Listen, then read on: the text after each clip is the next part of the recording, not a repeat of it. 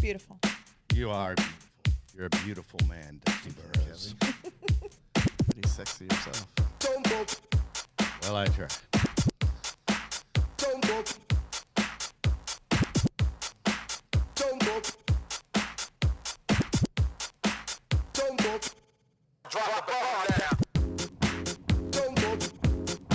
Yay! Hey, we're back.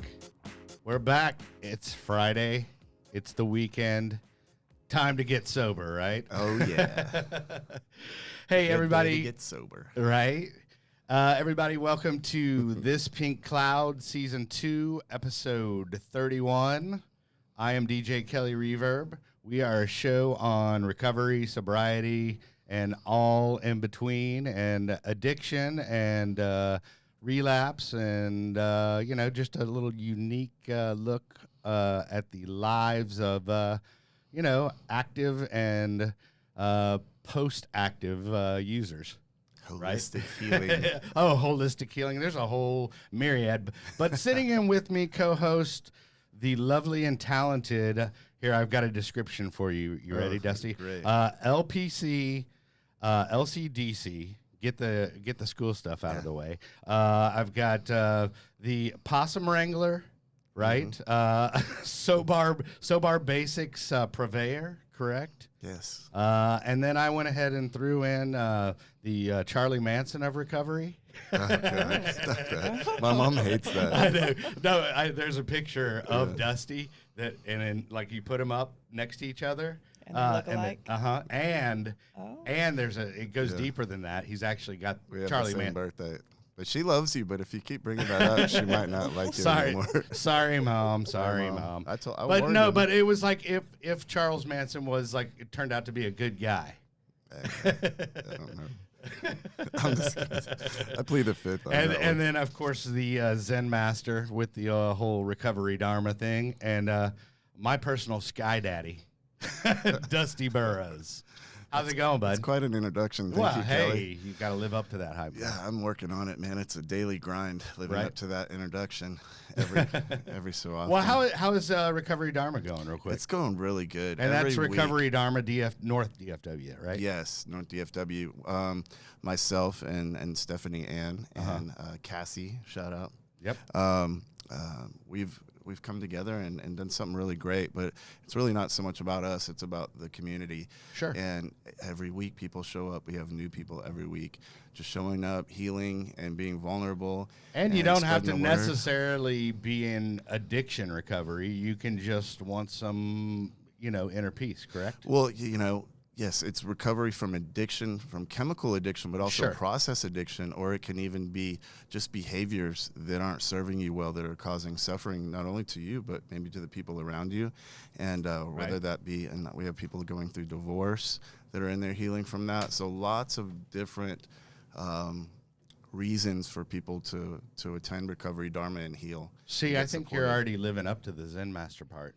Well, thanks. Yeah. I don't know. Hey, there's probably real Zen masters out there. Like, F that guy. Yeah, right. Well, you've got the beard, dude. You've got the look. Well, maybe one day. We'll I just give it to aspire you. one day to be. Hey, look, you found some Zen that in your healthy. life, dude. So you're the master of your own Zen. I So try every there you day to go. find a little bit. Right? There's a song about that. It's like, give me fucking Zen. Okay. Yeah. Cool. and that's me. Hey, every day. Dusty's mom. Yeah, that was Dusty that cursed on the air. So anyway, but hey, I do not want to leave this lovely young lady out. Amanda Franklin is an LPC life coach, and get ready for this alphabet soup here, is what we call it. So LPC, CSTAT, master addiction therapist. Also, you have a strong involvement with Al-Anon. And then also you have your own page on Facebook and Instagram, and it's called Recovery for the Rest of Us. First off, welcome. Thank you. Yeah. I'm excited to be By the here. way, Yeah. I'm just going to talk at you the whole time. Okay. But this is Amanda Franklin. I'm excited to have her on. We always talk about active addiction or what's happening in that community. We never really have on the show have addressed the families that addiction can affect. You know what I'm saying? Absolutely. And that is what we're doing. That's such a huge piece. Yeah, and that's why I thought Amanda would be such a great guest. And she's my good friend, too, and a wonderful hiker. Nice. Well, okay, so let's, I guess, before we talk about all your accreditations and all that good stuff and we get to your group, let's hear a little bit about your story and, how I know you were kind of touching on how you had an interesting childhood, let's say. But let's kind of hear your backstory and then how you, got involved with this. I guess long story short, I grew up in a home of addiction. Right. And so in all the different ways you can make the long story long, by the way. You can make the long story long? Yeah. Okay. I grew up in a world where drugs were normal, and it was the business. So it was the family business. It was the family business. All right. Okay. And it's what we lived with. It's what we did. Right.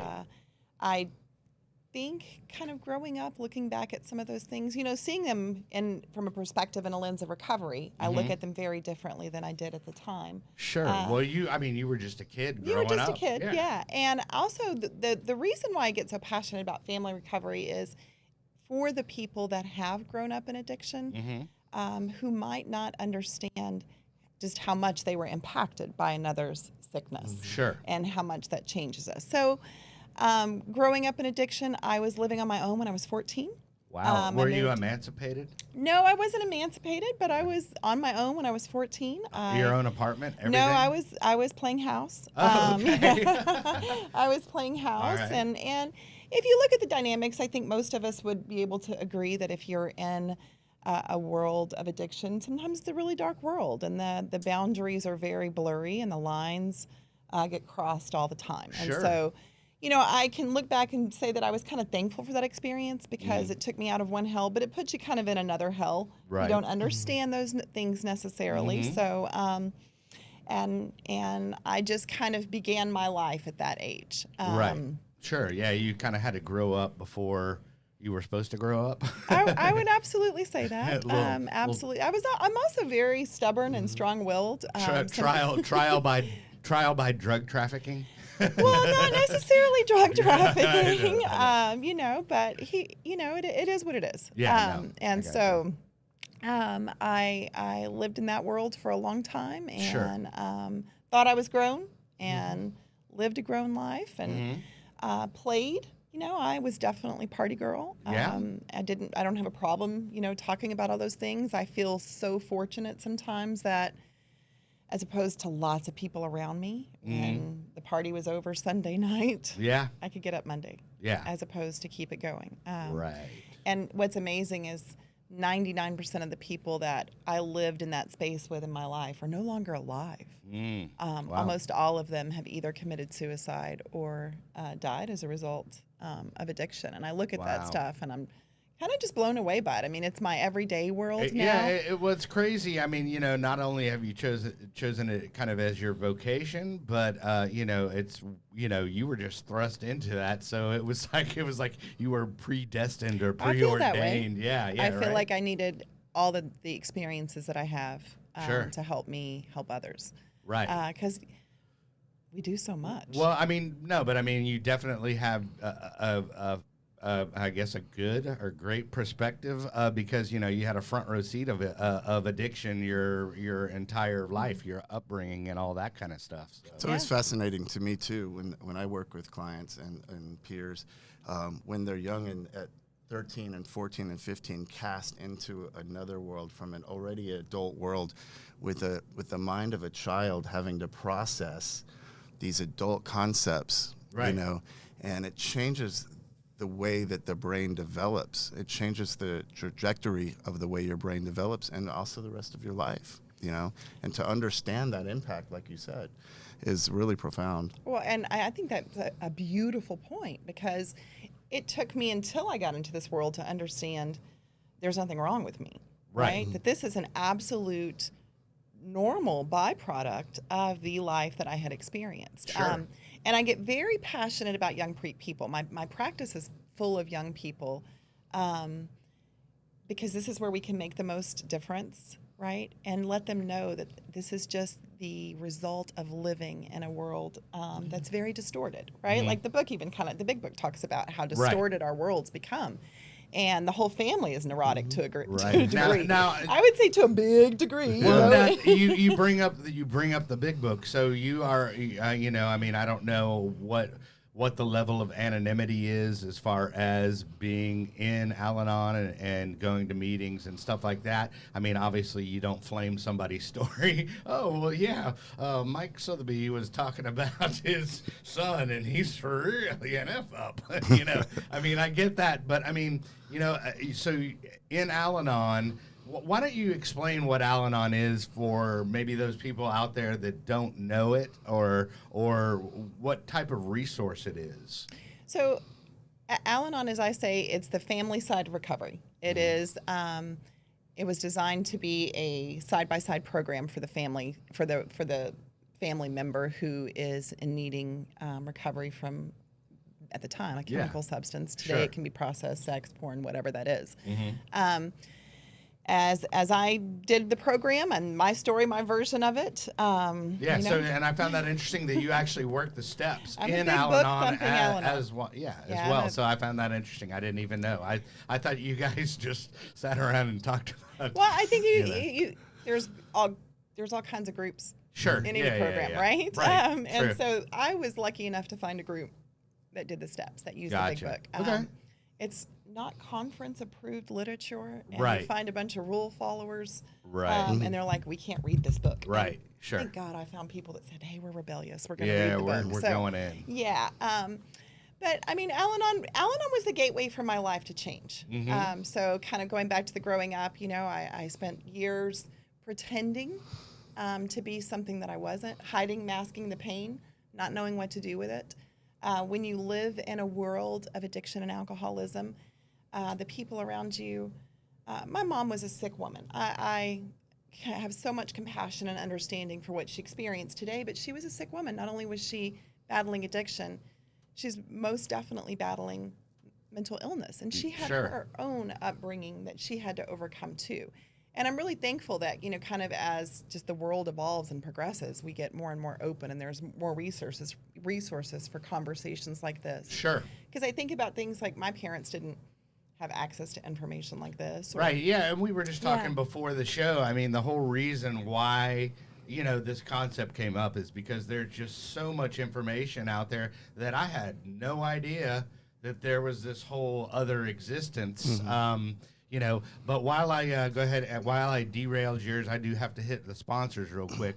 If you need help, be sure and hit up Summer Sky. They're out in lovely Stephenville, Texas. That is summersky.us. And then their number is 888-857-8857. That's summersky.us, 888-857-8857. I went there.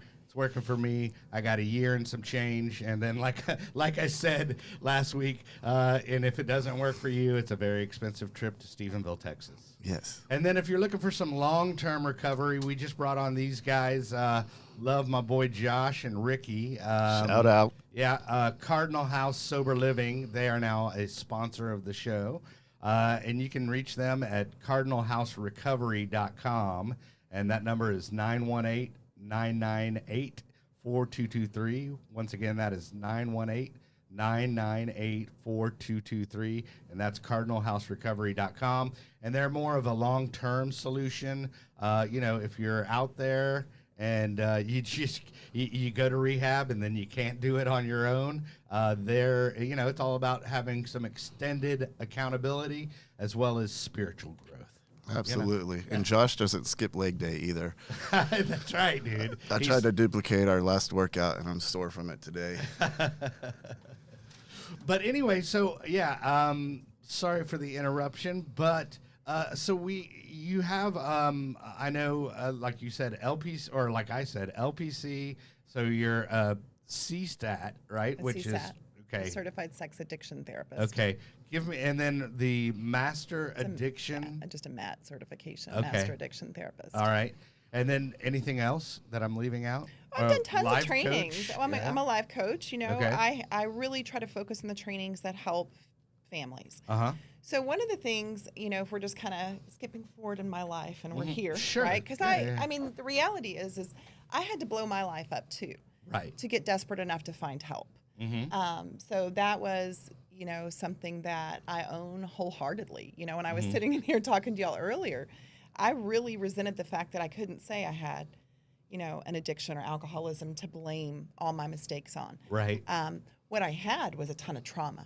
Yeah. And a ton of unawareness and ignorance, and not ignorance in the mean sense, but just without knowledge about what was going on. And until I had to deal with myself, I blew my life up too. Yeah. And Well, fortunately, yeah, you can do that without becoming an addict. Yes, by the way. absolutely. Yeah. I tell, I think a lot of people that end up in Al-Anon rooms are blowing things up totally sober. Yeah. One of the things that I think sometimes can irritate, especially the more adult family members, is I will say that we are exactly the same, where the obsession about alcohol and drugs is occurring with the addict or the alcoholic or porn or whatever it is. Our obsession about their behavior, what they're doing, controlling the life, looking for safety and security is the exact same thing. I always say that the addict's life revolves around the drugs, and the codependent's life revolves around the addict. You know, and it just makes so much sense. It makes so much sense. I wanted to point out too, though, for those of you, and it doesn't mean that even at early exposure it will change the trajectory of poor decisions. Because like I was exposed, I went to Alateen, because like there's Alateen and Alatot. By the way, Dusty, the mic's right here. Alateen and Alatot, and those are for There's Alatot. I didn't know that. You don't see it as much these days, because now we're navigating society a little bit differently, and really protecting our children more. And so if you want to send your children into unregulated groups and things like that, you got to really be cautious. But there are these groups that exist here in the United States and elsewhere where young people and young adults can go in if they have a parent or a family member that has an addiction, and they have their group, just like Al-Anon, but it's for younger folks. Like I went to Alateen camp, but as we know, that didn't really change the trajectory of my addiction choices. Sure. Now, where but it plants those seeds. Where can people should they just Google that Alateen. if they want? Yeah, there's websites for all of that. All right. Cool. Yeah, Al-Anon, Alateen both have websites. Right. Okay. Well, and you were, I think you were saying something. I don't know if you had finished your point, but I don't even remember what it was anymore. what was I talking about? remember. Well, okay, so let's talk about the resource that you're offering right now. I mean, besides, being a life coach and stuff like that, you have a group called Recovery for the Rest of Us, and that's on Facebook and Instagram, correct? And some YouTube videos. The YouTube videos. Yeah, okay, so like, yeah. is it just kind of like, is it like actually you kind of giving your opinion on what might help, or what is it? So it's a couple of things. Okay. I started it a year and a half ago. Well, November of 2019, so going on 2 years. The page in itself has got almost 300,000 people following it. The group's got about 5,000 or 6,000 people in it right now. Right. And I started it because there's so many resources for the addict and the alcoholic, and where does the family go? Sure. One of the things that I think is super important is not only the healing of the person, right? Because for every addict, or I'm just going to use addict for the terminology's sake, there's 7 to 10 of us, right? That this little person is weaving destruction in and out of the life, right? And nobody's talking about that. Nobody's dealing with their destruction. But on the flip side of that, if we want long-term recovery, we have to learn how to love our loved one in a different way to enable the highest evolution of their recovery as well. And so we have to deal with our behaviors. And so I try to approach both those topics. Okay. I try to help the families understand where destruction might have been caused internally. And I use that word destruction with purpose. There's a lot of destruction that goes on as a result of this disease. And I don't mean to hurt anyone's feelings, but I'm not going to sugarcoat it either. There is abuse, there is name calling, there is, most of the girls present in my office that come in, and young men too, anxiety is through the roof. They're experiencing panic attacks.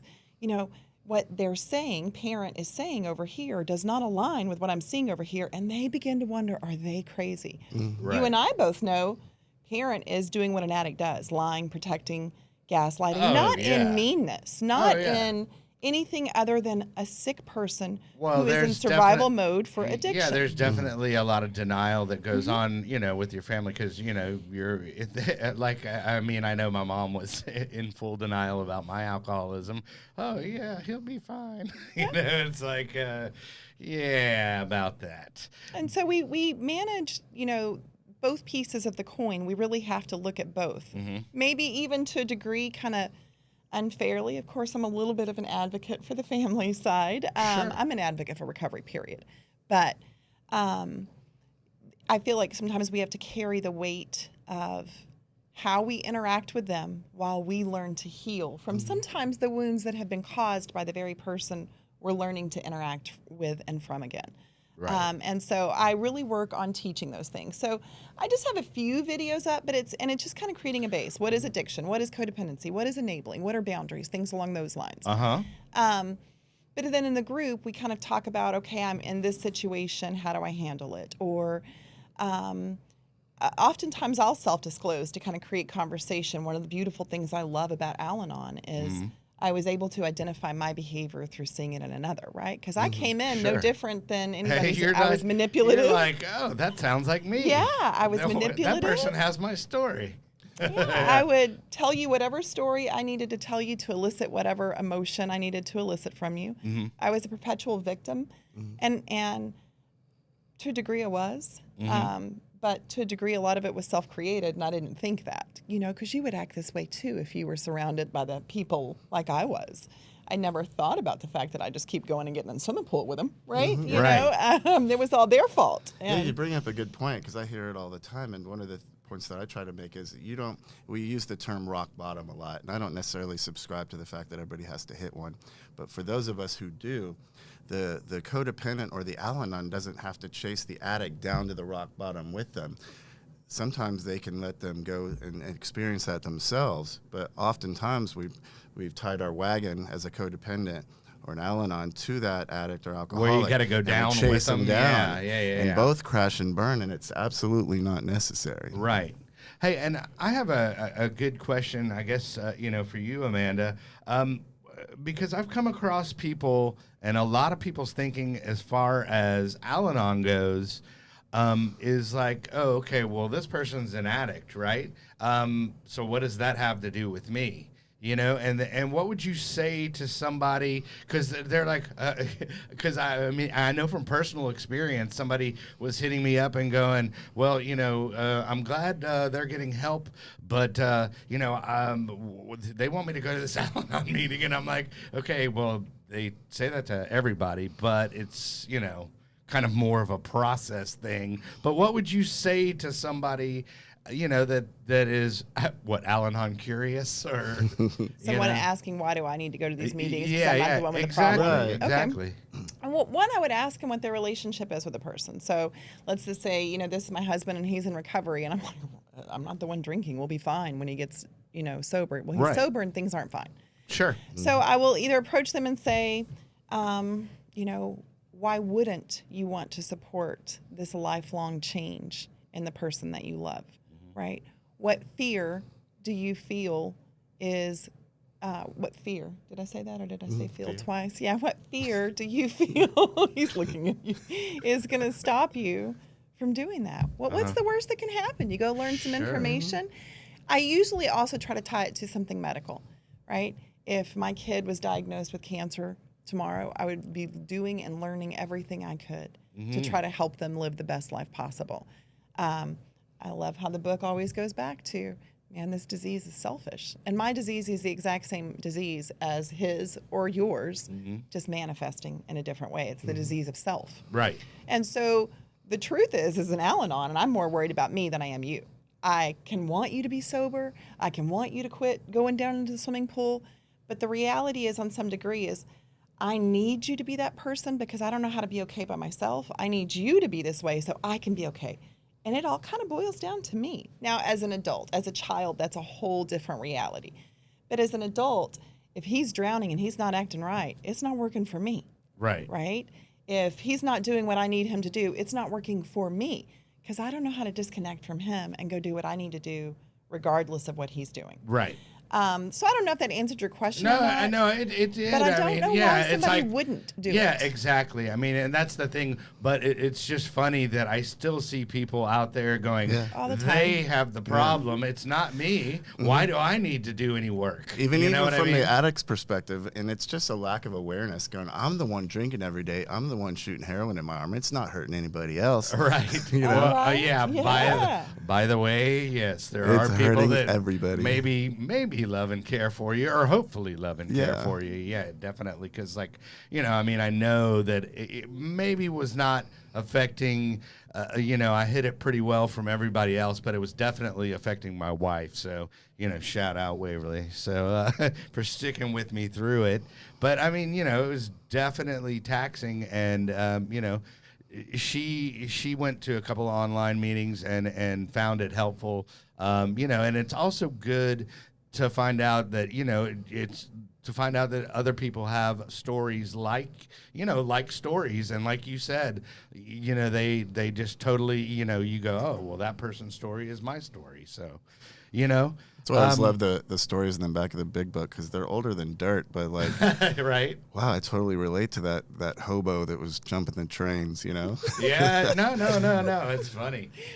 That's Yeah, they are older than dirt. Yeah. well, that's funny that you bring that up, because then I'm like, but they have like, the whole anonymity step, and I'm, like press, radio, and TV. I'm like, well, y'all printed your own stories in a book, so I'm like, that's not very anonymous. It's just in an anonymous book. Right. But anyway, that's just, I'll probably get flamed for that. Yeah. But Welcome to my world. Whatevs.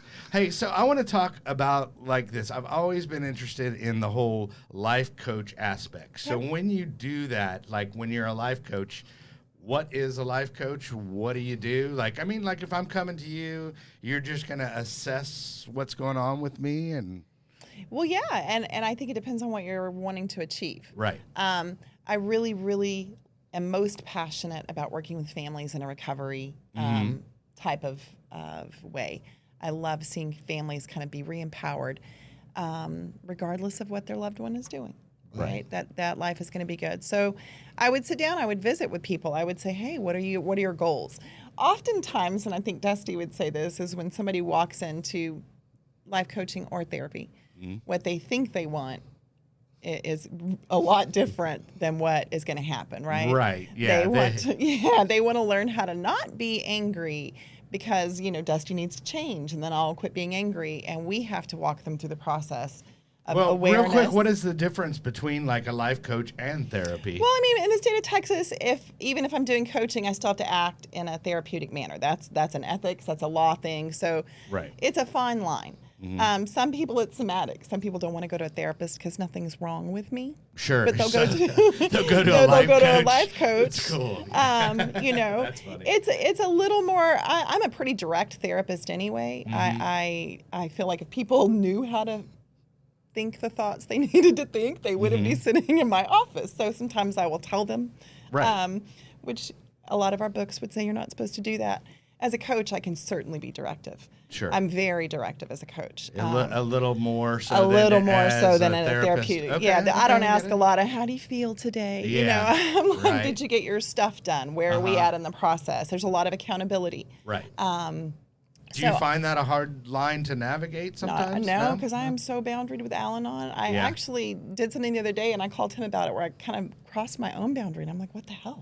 What is wrong with me? It's all these online meetings that I've been attending. I need some love in person. I'll even I popped into their meeting just to feel something with this group of people. Right. I think I was probably the only family member there, but we're all on the same boat, every single one of us. I mean, back in the day, they all went together. Right. And I know I'm kind of going back to the program, but I mean, with life coaching, it's a custom design process for each and every person, therapeutically or in a coaching manner.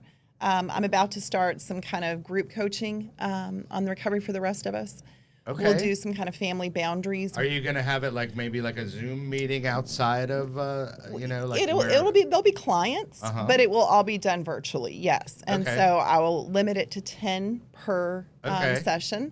But we're going to do like a boundaries class up and coming. Because that's Okay. one thing that's really hard for family is, you got your cute little son looking at you saying, Mom, I promise that, I have a flat tire. I do. Can you just Venmo me $20? And in your mind, you know where that $20 is going, but the guilt, right? You don't want your son to be mad at you.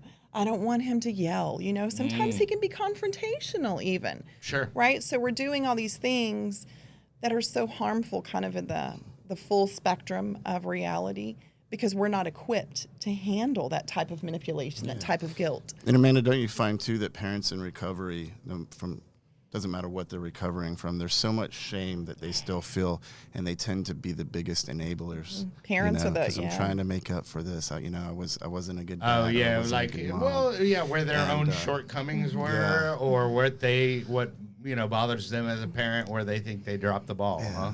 Yeah, so I see a lack of boundaries based on that high level of shame that they feel from some of the choices that they made in their addiction or in their behaviors early on. Right. Absolutely. I hear you.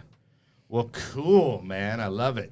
Hey, so also, Brett, real quick, I just wanted to let the kids know or let the people know that we have these shirts available real quick. If you'd like to purchase one, they are available at djkellyreverb.com/shop. Got the one that I'm wearing. I went to rehab, and all I got was my life back. And then we have the lovely, there is no magic pill for sobriety. If there was, we would all take too many. And then standard pink cloud issue. Those are all available on my DJ website. Also, let's see what else. Want to hit the sponsor again, summersky.us. 888-857-8857. And Cardinal House. I'm excited to have those guys on. CardinalHouseRecovery.com. 918-998-4223. So anyway, back to I guess the recovery for the rest of us. Is there any, without getting too personal, is there anything like maybe a story you could tell us where you've seen a success where it's helped somebody without using names? Oh, I could give you lots and lots of stories about where it's helped people. Let's hear some hope. So I have a mom that had reached out, and she's never been around alcoholism or addiction, right? And those are the ones that always touch my heart the most because they are just going to get waylaid by this disease, right? Yeah. I feel like I'm an old By the way, hat your son or daughter is a complete manipulator and is lying to you, and you don't have a clue. You don't have a clue. Right. And for the beginning stages, I would say for the first couple of years, everybody else is wrong. I think like how you would say your mom was even in denial, or your mom. You said that about your mom was denial. Yeah, of course. And so getting them to even acclimate to what the disease is, right? That it's not a choice. I think that that's one of the biggest things that I've been able to, I was able to help her and show your daughter's not weak. There's nothing wrong with her.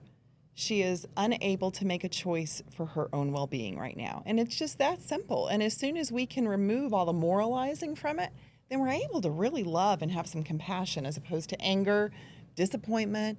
You screwed up your whole college career, you went to jail, you shamed the family, and all those things might be true, but we're going to have to flip the script because those things might continue to be true for the next 10 years if we're not careful. Right. And so I began to kind of work with her, just teaching her what the disease is. So many families don't know. And I've worked in treatment centers, and I've been around treatment centers my whole adult life. You might get some psychoeducation in there. Some of them do a better job of it than others. But I don't think the families genuinely understand the importance of that disease concept. First time it actually even became real for me, I was in an AA meeting at PPG in Dallas. They do I forgot what it's called, but they go and they're kind of doing the disease concept in the side room or something like that, a first step meeting or something, I don't know. Okay, yeah. And this guy, and I'll never forget it, it was the first time I was able to not have hatred for my mother. He was talking about how he picked his daughter up and he wasn't going to drink, and it was a Sunday and all the liquor stores were closed, but long story short, he ends up and goes and buys like 5 bottles of NyQuil just to drink the alcohol, and he's like, delicious. that's when he was like, I realized that I didn't have a choice. And in my brain, that was the dumbest thing I'd ever heard, right? Right. But for this man to be standing up there saying that in a room full of strangers was so impactful, because I was like, well, if he didn't have a choice, then maybe that's true for my mom as well. Yeah. And it was the first time I was able to have compassion for the disease versus anger. So that's the first thing I try to do with families, and so is to give them compassion for their loved one. Right. Yeah. Well, I mean, don't get me wrong. There's a lot of selfishness going on. There's a lot of selfishness. But also, there is like nobody starts out to to become an alcoholic or to become a heroin user. Nobody starts out to be an addict, or signs up for that. It just kind of happens, That's how I look at it. I mean, I made choices to drink. I made choices to experiment with drugs, and along the way, somewhere, my brain decided it was going to be addicted. Right. And I didn't have a choice in that because I didn't decide I wanted that, but it happened. Right. Yeah. I have a really quick question. Sorry, I didn't mean to cut you off. But I was thinking, what is the barometer here? Like, what? Okay, so you have your standard alcoholic, and then what's the peak? Like heroin in the neck, like the spectrum. Like, is it like? Because like I always like, even me, going in and talking and being in recovery, going to meetings, and it doesn't matter what type of meeting it is. It's always like, I feel like, oh, I'm just an alcoholic, but this guy, man, he burnt it down, dude. But I mean, that's my little spectrum. Well, I think there. that's our way of trying to minimize too. Like, Yeah. oh, I wasn't as bad as that guy. Well, I think that's what's going on. I only Yeah. shot up in my arm. I didn't shoot up in Yeah. my neck. Right. Do I get some free therapy here? But I think what you say, like, nobody makes these choices, right? But I think by the time we get here to talking to another person about it, there is so much anger, disappointment, resentment that's going on that I think that it's helpful for the family to remember that is somebody you care about. Even if you hate them in the moment, you do care about them. Right. If there's couples, a lot of times there's been multiple affairs, and if it's been a sex addiction, then of course that's been going on. If it's a child, they might have most likely been mistreated by their parent to varying degrees. Sure. So I think we have to work on forgiveness to kind of begin that process of healing. Yeah, I'm glad you brought that up. That's one of the things that we utilize in recovery dharma is metta, or loving kindness, and to meditate on the idea that even those people engaged in really hateful behaviors, at the end of the day, there's something in them that they want to be happy, and we don't know why they're not and why they're acting out that way. And it's not our business to try to figure it out, but to want them to have that happiness, and we want to have that happiness for ourselves too. So to meditate that loving kindness to others, but also to ourselves. And I think it ties into forgiveness really well. One of the cool things that I enjoyed about Recovery Dharma is the meditation period, but the meditation, like a guided meditation, giving you some material to maybe meditate on. And I loved that one. One of the few times that I've been is forgiving the person, the offender, basically that person that made that trauma, or caused that trauma in your life, and forgiving that person, even if that person is yourself, And I mean, it was definitely like a little. You start seeing some people get like a little teary eyed when you put it in that that respect of like, oh my God, People get caught up in forgiveness a lot because it's more of a release of bondage for you to not suffer anymore. It doesn't excuse what the other person does. It doesn't excuse their behavior, and it doesn't mean you have to reconnect with them, but it's more about disconnecting from that resentment and allowing yourself to heal and grow, as opposed to they get out of jail free card. It's not about that at all. Even if I feel resentment for Rusty, he doesn't know. I mean, Dusty, he doesn't know I'm feeling. Now I have a resentment. He doesn't know I'm feeling it. I'm the only one feeling it, right? And so, just that process. But, then walking a family through, let's set up some boundaries. Let's learn how to love your kid without supporting them. Without, this was a 35-year-old woman who was the daughter, who they were still paying their rent and their car payment. And, every time they were trying to set some boundaries, the mental health card would get played, or even the suicide card would get played, and that's a very tricky one for families. Like, Like, how would you navigate that if somebody? I mean, well, I think if somebody threatens suicide, you call 911. I agree. Period. I agree. Period. Whether you think they're one of my best friends who did end up killing himself later on in recovery. He threatened it all the time, and I have to live with this. One day he called. This is pre-recovery, This is wild, Amanda. Sure. Okay. And he called, and there was a drunk. wild Amanda. Oh, very wild. That's a whole other show. I had so much fun. Yes, I enjoyed my little wild times. But he would always threaten suicide. I understand that that's very common in addiction now. You get so low, you start feeling suicidal. Of course. But I didn't know that. He was just always running his mouth, and he called one night, and he's like, I'm going to drive my car into the road. And I'm like, do it right now. Just drive into the bridge. Go ahead and do it. Like, I was just irritated with him because I thought he was just running his mouth. Now you're looking at me like that's horrible. Yes, that's horrible, right? Yes, you are a horrible person. And I'm hoping he's forgiving me wherever he's at. No. But and of course he didn't do it. He showed up he went missing after that. And I was terrified, right? Like, I was like, oh my God, these are the last words I've said to him.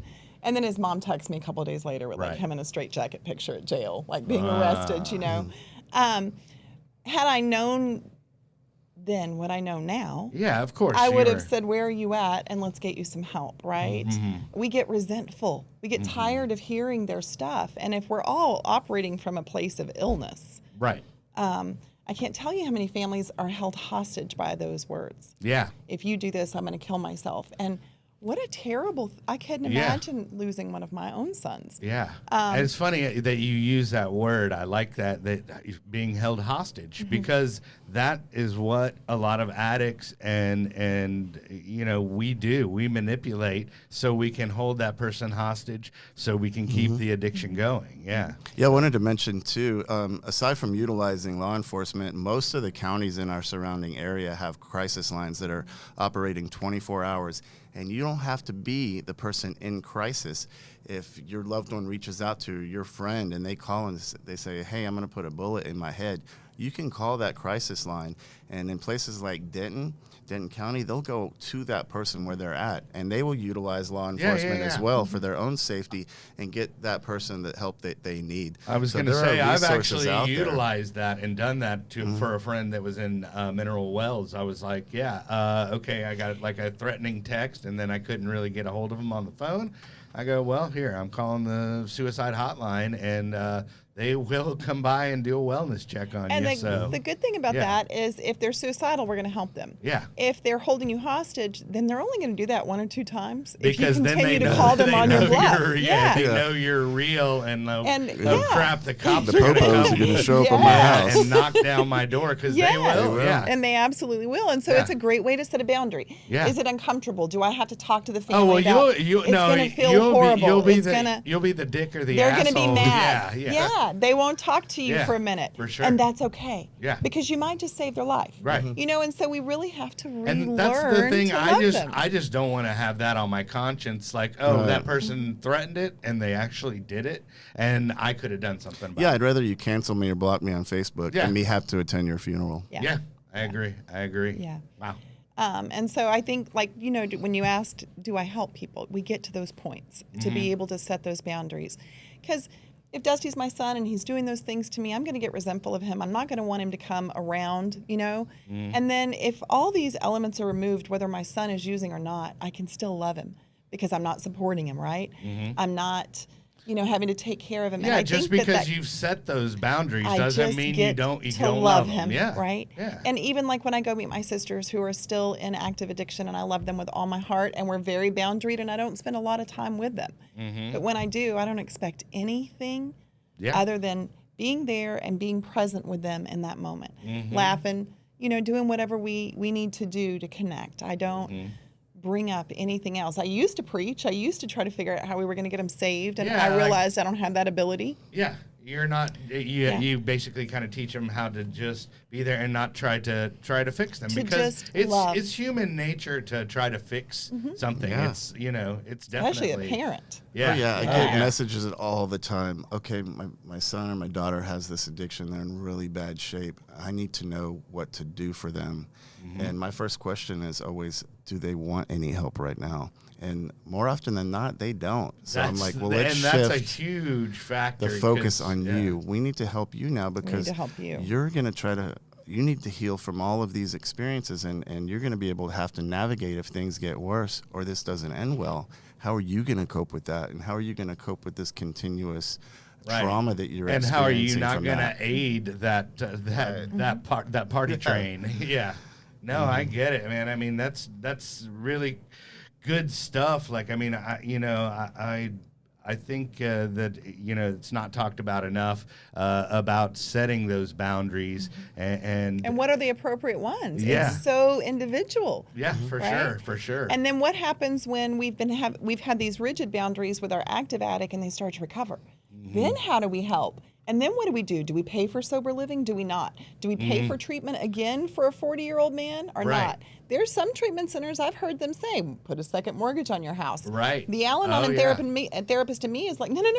There's a homeward bound. Yeah. I have seen people get sober in a dumpster when they're ready to be done. Yeah. Like, we're not going to empty ourselves. Right, or person. financially ruin yourselves. Yes, or now if it's your 15-year-old, that's a totally different conversation. Sure. And so it's so individualized, and I think that what you said is perfect, that what are we doing to educate you, the family member? What are we doing to let you know what the appropriate steps are, regardless of what they're doing? And it's so hard, right? Yeah. And it's hard to watch the people you love destroy themselves in varying degrees, whether it's just drinking themselves to death or sticking needles in their neck, right? Hey, you're using my spectrum now. Yes. See? Yes. Or watching your 17-year-old son not be able to leave his room because he's addicted to pornography. Right. Right? Ooh. And that's a whole different version of hell and how you handle that and what boundaries you set. And it's, I think, plugging into programs where people have walked these roads before you becomes real important because I wasn't equipped as a parent to deal with a 17-year-old holding himself up in a room. It's not my 17-year-old, but I'm just saying I wouldn't know what to do with that. Right. He's in there. He's got a season pass to watching the Yankees. I've actually had people where they've had to go to the hospital because they're dehydrated because they have not taken care of themselves. That's a whole different version of addiction. It's very real, right? Yeah. Or if we begin to look at, is someone a heavy drinker and a narcissist or a true alcoholic? I feel like there's hope for the true alcoholic. I don't necessarily know that there's a lot of hope for the true narcissist. You might have a different opinion about that. But speaking some of my ex-girlfriends. But you have recovery. Speaking of narcissists, jeez, Kelly. And so, like, I think giving resources to people who, like I said, for every one addict or alcoholic, there's 7. There's a mom, a dad, a partner, a sibling, a child, an aunt, an uncle, an employer, a coworker, right? Right.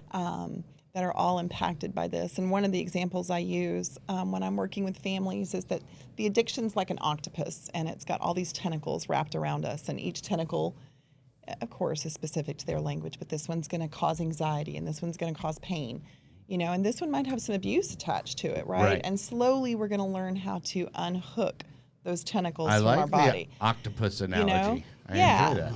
And understand. And then the other part of that is not only is, let's just say, dad, the addict, that octopus is covering dad. So there's dad in there, but this octopus is just taken over, right? Right.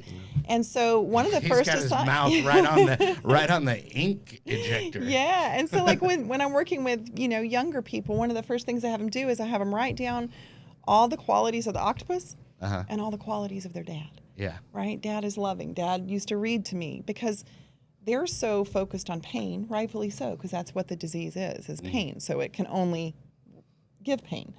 And they don't know what to do with all the pain, that I really try to remember that there's a human in there, right? Yeah. Especially with kids. When they're older, will they have an option to engage with their parent or not? Absolutely. But right now, they're in the same home, hostage to their person's addiction. And let's give you some skills to live for Right. that addiction. Sure. And so those are some of the things that we do. Yeah, and Right. educating parents and grandparents too, because you'll hear often. Well, when I was growing up, A, B, and C, I'm like, well, that society doesn't exist anymore. Your child or your grandchild is living in a different society now, and so it's important that you understand what they're going through. That gaming addiction is real, porn addiction is real, eating disorders are real. Yeah. And sometimes it doesn't click for them because they're like, well, I grew up in a different time. Absolutely, you did. So let's get into the present and understand what's going on in real time so you can help the person you love. Sure. Get rid of some of that old way of thinking. You Right. know, that served you well, maybe. Perhaps. Maybe it didn't. But that's not going to serve your child or your grandson. Right. Or even, your husband or wife. Well, I love to go to the line in the big book where it talks about the guy, I can't remember it, but like there's a tornado. He comes up out of the cellar and he's like, look, Ma, the wind quit blowing, isn't that grand? Sometimes I feel like that the alcoholic or addict's like, I'm sober, my job is done. Right. And I think that that's the perfect expression of things are different. You know what I mean? We're not in a cellar anymore. We've got to keep going. What are we going to do? What are the skills? Sure. If I'm a mom and I've created damage and I created a lot of damage in my home being the codependent, right? I remember I was 6 months into recovery and I called my sponsor and I was like, oh my God, there was laughter in my home.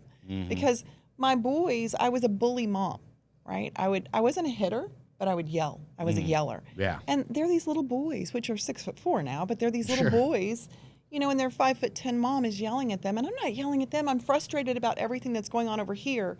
But they're the ones that are being impacted most by my frustration, right? They're the ones that are wearing the pain of the family because if dad's, out running around and drinking and mom's stressed out and trying to not only control home and manage everything, but trying to control dad, it's just a horrible thing all around. And I remember calling her and just heartbroken that I had, one, had allowed myself to get so far away, but I don't think that I ever knew any different anyway. Right. But two, realizing, okay, there's hope, right? That we sat there and we were playing a Monopoly that night and we were laughing, and it had been so long since something like that had happened. I still remember it vividly to this day. 13 years later, I saw right? you going there. Yeah, because it's sure. those moments that keep you going in recovery. Recovery's hard, I don't think, and for the family too. That first year, I mourned who I was. Right. I don't think that I realized how ugly I was to the addicts and alcoholics around me. My intentions were good, but I wasn't a good person. And I think the more pain that I received and created, the more that just came out of me as well. I was in so much pain that's all that right. And I love how you put that like as in recovery, because I always point that out. It's a constant process, and it's not recovered. It's recovery. And I think that is something that you need to have in the forefront of your mind, that it's always going to be, you're not just going to get well and then move on with your life. And that goes with anything. It's a constant work in progress, and whatever work you put into that, you hopefully see some benefits. Yeah, and I like how you touched on the children too. We were joking around about narcissism, and there's this joke about children being narcissists, right? And so children, they think the world revolves around them. If something good happens, it's because I did. I did something cool. Santa Claus comes, it's because I'm a great kid. Tooth Fairy comes, but also if mommy drinks, it's my fault. If daddy goes to jail, it's my fault. If mommy hits daddy, daddy hits mommy, it's my fault.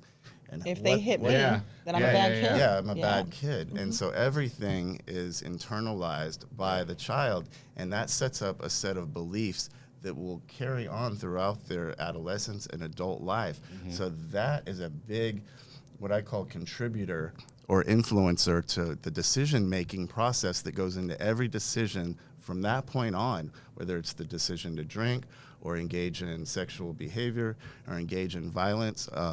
That those type of influences don't go away when they leave the house. No. Right. Mine carried forward. I'm sorry. Right. No. It's all good. I mean, we're just going to be wrapping up the show here, but I want to be sure that people can contact you as far as life recovery coach and or LPC. What is the best way to reach out to you and to get in touch with you if somebody's interested in soliciting your services? So on Facebook or on Instagram, you can just search Recovery for the Rest of Us. Okay. And there is a page there that would lead you to the group. And then on Instagram, you can just send me messages there. Okay. If you're looking for therapeutic help, you can find Amanda Franklin LPC at Gmail would be a good email address. Okay. But it's a much needed topic. Yeah, no, and I thank you for coming on and sharing that. And then, Dusty, I wanted to shine a little light on your Facebook page, which is SOBAR Basics. SOBAR Basics is our Facebook page, and North DFW Recovery Dharma is another one that I like to promote. Also, I want to give a shout out to my team out at Texoma Community Center at Substance Use Disorder Treatment Program and my coaches. And they can get free help there, right? Absolutely, yeah. If you don't have any resources, come see us.